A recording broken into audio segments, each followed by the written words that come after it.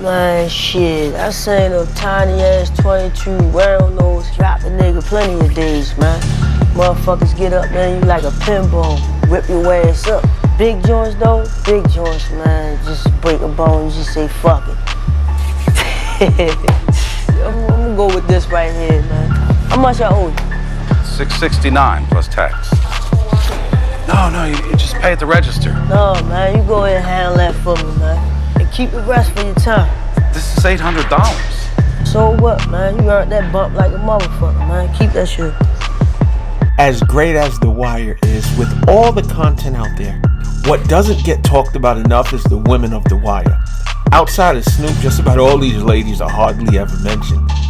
These ladies did a hell of a job portraying these characters, but let's be honest, just about every woman on this show wasn't about shit.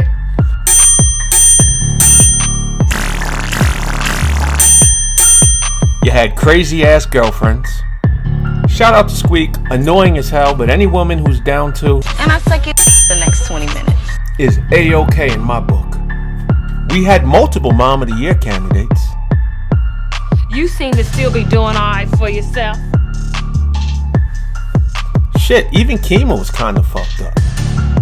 I mean, she might have been good police, but what does that shit mean if you're bad at everything else? With all the Wire content out there, I figured I'd dedicate this video to the women of the Wire. But first, like always, Big Rich in this bitch. Tons more Wire content on the way. Hit that subscribe button, turn notifications on to never miss a video. And real shit, to all of y'all that hit that subscribe button already, I appreciate every single one of y'all. Thanks so much for rocking with me. And like I said, more work on the way. Let's get the good ones out the way. First we got Shardine.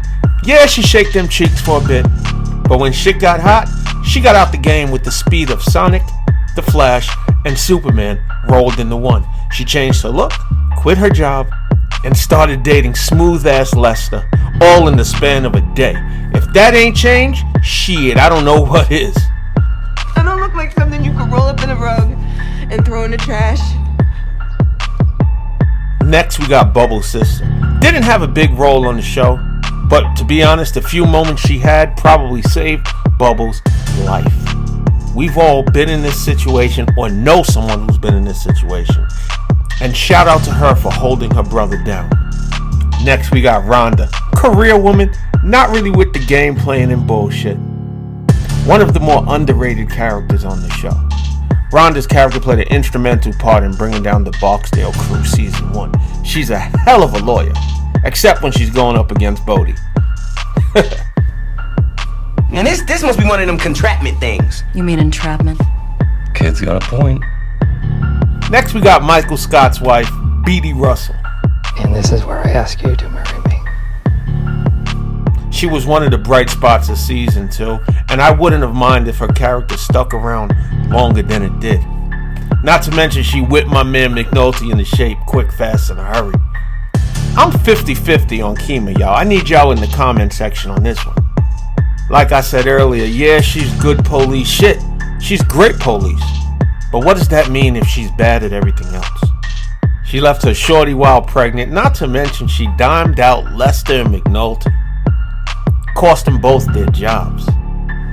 You're not killing them yourself, McNulty. At least assure me of that. I'd have to think Kima's character is more good than bad, but I'll let you guys decide. I look forward to chopping it up with y'all. Let me know what you think. I know there's a few other good ones sprinkled throughout the show that I missed. But we gotta move forward. It's time for these ladies to get this work. Let's get this out the way early. Let's talk about the moms of the Wire. Let's start with Mike's mom. To say Michael had a horrible childhood is an understatement. This kid was fierce on the streets. Not scared of anything or anybody. Even squared up against Marlo. Or is you such a bitch ass punk you worried about where money come from? Just to go home and be terrified of this pedophile and piece of shit.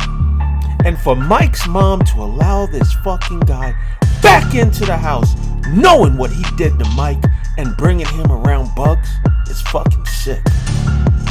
This is a disgusting move by this man's mother. Made promises to Michael that she did not keep. But as they say, every dog has their day. And as Bunk would say, this baby bumping piece of shit got what he deserved.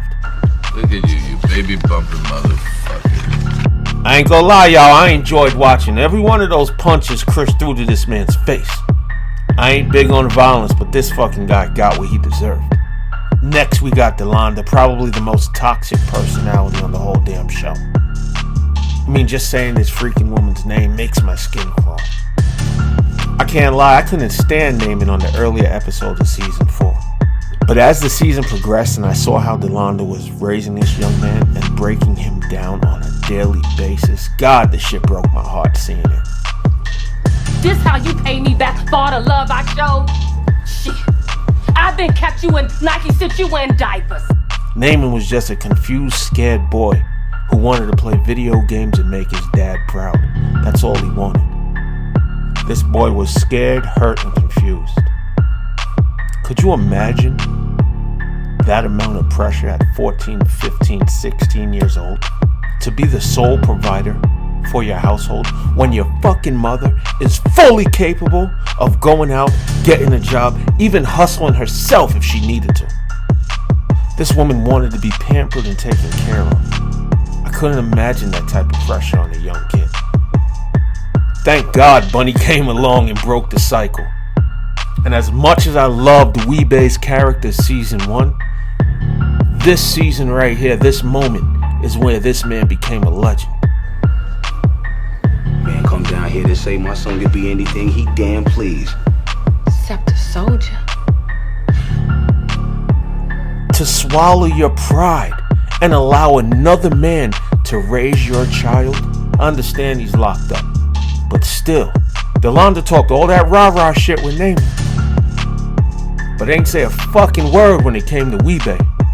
Weebay's locked up doing 37 life sentences and is still able to keep this woman in check. Not for these. Who the fuck you talking to right here?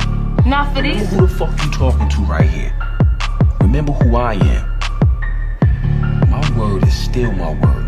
Shout out to the woman who played Delonda, because you did one hell of a job, girl. Lastly, we got Brianna. Unlike the other two, she showed love for her son. She had D'Angelo's back. Here's where shit gets tricky, and I'd love to know what you guys think about this. Get in the comment section. Did Brianna handle this right? I mean, she talked her son into going to jail. Look, they're giving me a chance to walk away, to start again someplace else. And what you giving them? Now, I know the rules, no snitching, no telling, blah, blah, blah, all that good shit. But does the rule still apply when it's your son? Not only is he your son, but he's facing 20 fucking years. Personally, I think she should have shut her mouth and let D'Angelo handle that shit. Whatever decision he'd make, she'd just have to deal with it. But at least it'll be his decision. This lady talked him into doing 20 years. But it's tricky. He'd be snitching on her brother, the man who finances everything. This is he.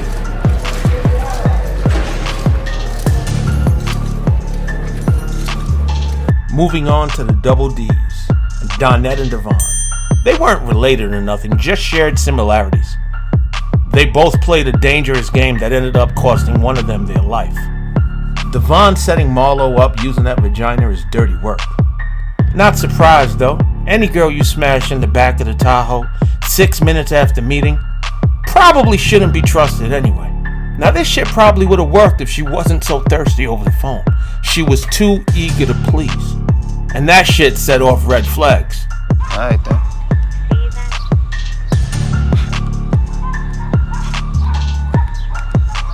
What you think about that?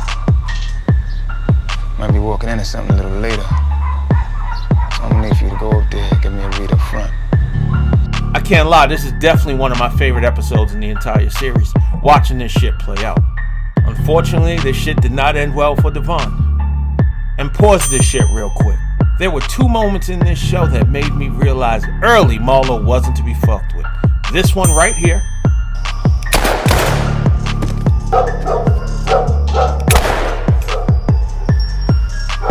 And when Herc and Carver pressed him, and his team was ready to go to war at a moment's notice. fuck you mean it ain't gonna happen?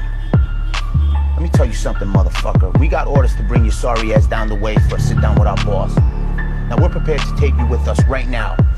Those two moments showed early Marlo wasn't to be messed with. Next we got Donette. Super foul move here. Banging your man's co-worker while he's locked up doing a bid. And the bid he's doing is to protect the man you about to screw? Oh my God, this is dirty work. First you give away his clothes, then you give away his cheeks.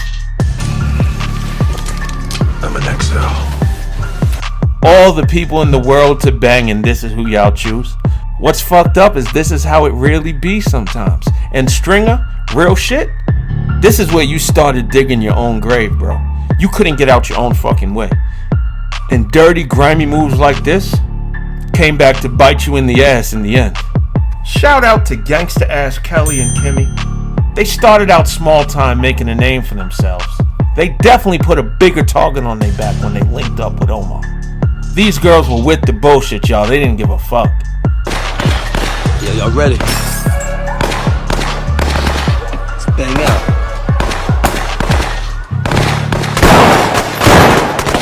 Unfortunately, the game is the game. It ended badly for one while the other one got to retire.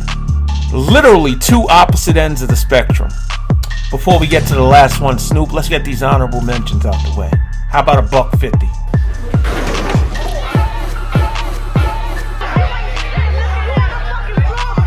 I mean, we also got foul politicians.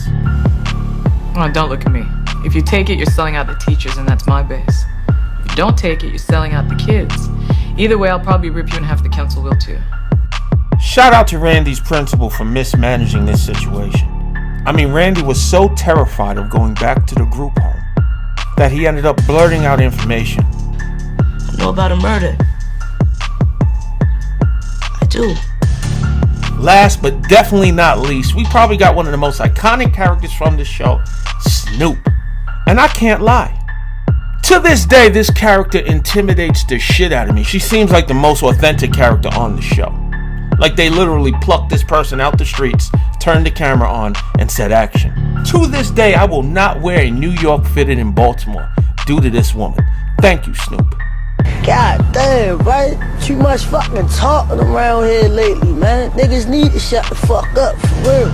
I think Snoop enjoyed this shit. The only time she smiled is when she knew she was catching a body. Chris treated this shit like a job. Snoop treated this shit like a hobby. Oh man, this character is so legendary and so iconic and so fucking terrifying. But anyway, y'all, I hope y'all enjoyed this video. Shout out to every woman on The Wire. Y'all did a hell of a job, ladies. And if y'all can think of any other women on the show that I forgot to highlight, get up in the comment section. Let me know what's up. And again, y'all, hit that subscribe button. It's much appreciated. Thanks for rocking with me this far. And if you're fucking with this, check out some of the other work, y'all. It's appreciated.